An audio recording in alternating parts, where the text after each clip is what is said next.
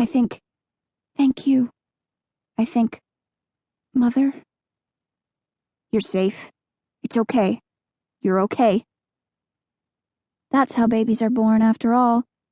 Cradled in someone else's arms, sucking, helpless. After that, the fever pulls me under again.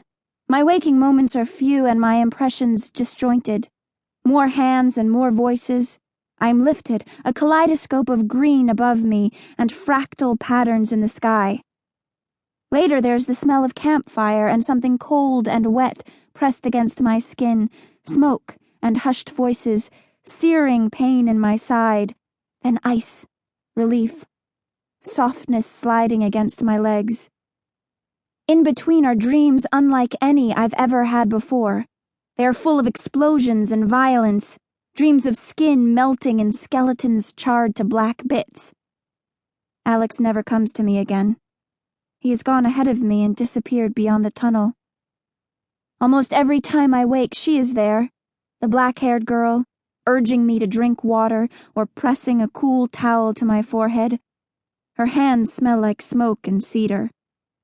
And beneath it all, beneath the rhythm of the waking and sleeping, the fever and the chills, is the word she repeats, again and again, so it weaves its way into my dreams, begins to push back some of the darkness there, draws me up out of the drowning. Safe, safe, safe. You're safe now.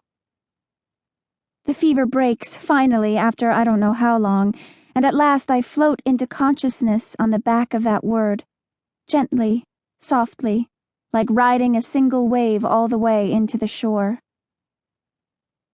Before I even open my eyes, I'm conscious of plates banging together, the smell of something frying, and the murmur of voices.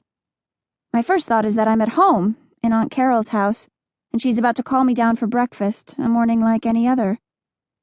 Then the memories. The flight with Alex, the botched escape, my days and nights alone in the wilds comes slamming back, and I snap my eyes open, trying to sit up. My body won't obey me, though. I can't do more than lift my head. I feel as though I've been encased in stone. The black-haired girl, the one who must have found me and brought me here, wherever here is, stands in the corner next to a large stone sink. She whips around when she hears me shift in my bed. "Easy," she says. She brings her hands out of the sink, wet to the elbow.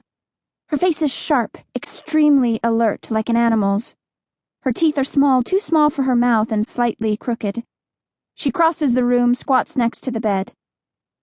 "You've been out for a whole day." "Where am I?" I croak. My voice is a rasp, barely recognizable as my own. "Home base," she says. She's watching me closely. "That's what we call it, anyway."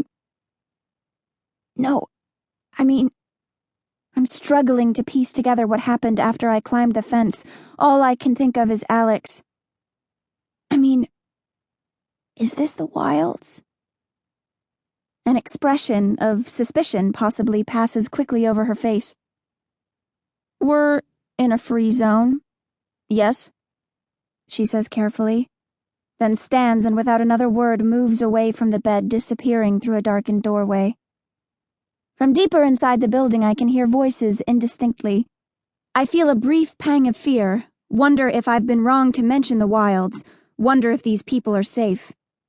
I've never heard anyone call unregulated land a free zone before. But no, whoever they are, they must be on my side. They saved me. Have had me completely at their mercy for days. I managed to haul myself into a half-seated position, propping my head up against the hard stone wall behind me. The whole room is stone. Rough stone floors, stone walls on which in places a thin film of black mold is growing, an old-fashioned stone basin fitted with a rusted faucet that clearly hasn't functioned in years. I'm lying on a hard, narrow cot, covered with ratty quilts. This, in addition to a few tin buckets in the corner underneath the defunct sink and a single wooden chair, is the room's only furniture. There are no windows in my room, and no lights either. Just 2 emergency lanterns,